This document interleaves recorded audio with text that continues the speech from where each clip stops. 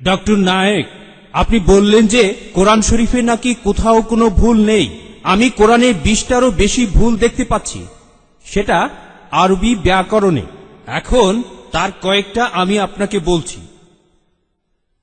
ইন্নাল্লাযীনা আমানু ওয়াল্লাযীনা হাদু ওয়াস-সাবিউন, এটা আছে সূরা বাকারায় আর সূরা হাজে। ইন্নাল্লাযীনা আমানু ওয়াল্লাযীনা হাদু ওয়াস-সাবিউন, এখানে কোনটা ঠিক, সাবিউন নাকি সাবিউন? 1 নম্বর।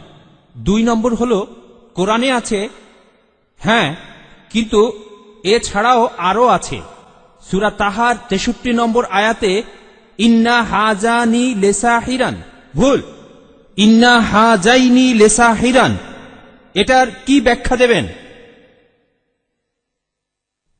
এছাড়াও আমি আরো অনেক ভুলের কথা জানি। এক্সকিউজ মি, আমরা শুধু প্রথম প্রশ্নটা গ্রহণ করব, সময়ের অভাবে দ্বিতীয় প্রশ্নটা গ্রহণ করতে ঠিক পারছি না। আছে, ঠিক আছে।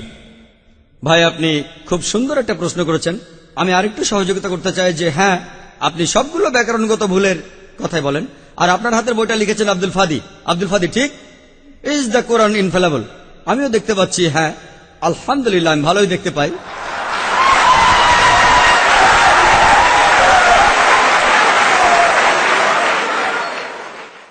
আমি এই 20টা ভুলের সবগুলোর উত্তর দেব, কারণ আমি বইটা পড়েছি। আমি সবগুলোর উত্তর দেবো ইনশাল্লাহ, ইনশাল্লাহ। 1 নম্বর পয়েন্ট ভাই, 1 নম্বর পয়েন্ট, এখানে 1 নম্বর পয়েন্ট হলো যে আরবির সব ব্যাকরণ এসেছে কোরআন থেকে। কোরআন হলো সর্বোচ্চ আরবি বই, যে বইটাতে সবচেয়ে উঁচু মানের সাহিত্য আছে। আরবি ভাষার সব ব্যাকরণ এসেছে কোরআন থেকেই। কোরআন হলো ব্যাকরণের মূল গ্রন্থ, আর কোরআন যেহেতু ব্যাকরণের মূল গ্রন্থ এবং সব ব্যাকরণে এসেছে কোরআন থেকে, কোরআনে কোনো ভুল থাকতে পারে না। 1 নম্বর পয়েন্ট। 2 নম্বর পয়েন্ট, 2 নম্বর পয়েন্ট, 2 নম্বর পয়েন্ট। ব্যাপারটা এরকম যে আপনি একটা রুলার নিলেন, আর সেই রুলারের গায়ে দাগ কাটা আছে, তারপর বললেন যে মাপটা ভুল হয়েছে। এটা বেশ অযৌক্তিক। 2 নম্বর পয়েন্ট, আরবে বিভিন্ন আলাদা আলাদা গোত্রে, আপনি যদি আরবি জানেন, আর ডক্টর উইলিয়াম ক্যাম্বেল আমার সাথে একমত হবেন যে আরবের গোত্রগুলোর মধ্যে ব্যাকরণ মাঝে মধ্যে বদলে যায়। কিছু কিছু আরবীয় গোত্রে যে শব্দটা স্ত্রীবাচক, অন্য আরেক গোত্রে সেটাই পুরুষবাচক। একই শব্দ, তবে গোত্রভেদে ব্যাকরণ বদল হতে থাকে, এমনকি শব্দের লিঙ্গ বদলে যায়। তাহলে আপনি কি কোরআনকে সবগুলো ব্যাকরণ দিয়ে পরীক্ষা করবেন? না। আর এছাড়াও কোরআনের ভাষা এত উঁচু মানের, এতই উঁচু মানের, এর কাছাকাছি কোনো সাহিত্য নেই। আর কোরআনের বিরুদ্ধে অনেক বই আছে, ইন্টারনেটে গেলে দেখবেন 12টা ব্যাকরণের ভুল, 21টা ব্যাকরণের ভুল, আব্দুল ফাদি 20টা ব্যাকরণের ভুল। আপনাদের কি ধারণা খ্রিস্টানরা এই ভুলগুলো বের করেছে? কারাই ভুল বের করেছে জানেন? কারা করেছে? মুসলমানরাই। মুসলমান পণ্ডিতরা, যেমন জামকশারি, তারা এটা করেছেন।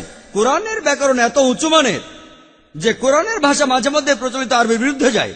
কোরআনের ব্যাকরণ এত উঁচু মানের, কোরআনের ব্যাকরণ এতই উঁচু মানের, এজন্য তারা উদাহরণ দিয়েছে। আমিও কয়েকটা উদাহরণ দেব, এতে আপনারা সবগুলো উত্তর পেয়ে যাবেন।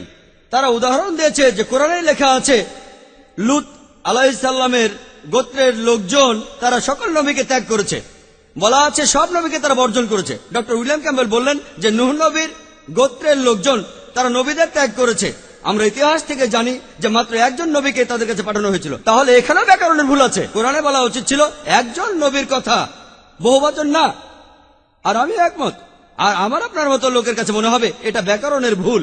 কিন্তু যদি আপনারা আরবদের লেখা বইগুলো পড়ে থাকেন, কোরআনের আসল সৌন্দর্য কি? সৌন্দর্যটা হলো কোরআনে কেন একজন নবীর কথা না বলে নবীদের কথা বলা হয়েছে। আপনারা জানেন কেন? কারণ আমরা জানি যে সব নবীদের হেদায়েতের বাণী মূলত একটাই, যে ঈশ্বর একজনই, তাওহীদের বাণী, আল্লাহ সুবহানাহু ওয়া তাআলার বাণী। লূত আলাইহিস সালামের লোকজন এবং নূহ আলাইহিস সালামের লোকজন তাদের নবীকে ত্যাগ করেছিল, আর পরোক্ষভাবে নিজেদের নবীকে ত্যাগ করে তারা সব নবীদেরই ত্যাগ করেছিল।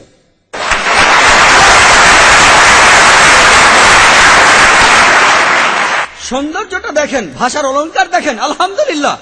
আপনার মনে হতে পারে এটা ব্যাকরণের ভুল, কিন্তু এটা ভুল নয়। একইভাবে নূর সারওয়ার নামে একজন বলেছেন যে কোরআন বলছে কুনফা ইয়া কুন, হ বললে হয়ে যায়। এটা নাকি হবে কুনফা কানা, হ বললে হয়ে যেত। হ্যাঁ, আরবির পাস্ট টেন্সে কুনফা কানা কুন ফায়াকুন নয়, কিন্তু কুন ফায়াকুন আরো উঁচু মানের। বলা আছে আল্লাহ তিনি ছিলেন, আছেন আর থাকবেন, অতীত, বর্তমান আর ভবিষ্যৎ। Thank you doctor Naik.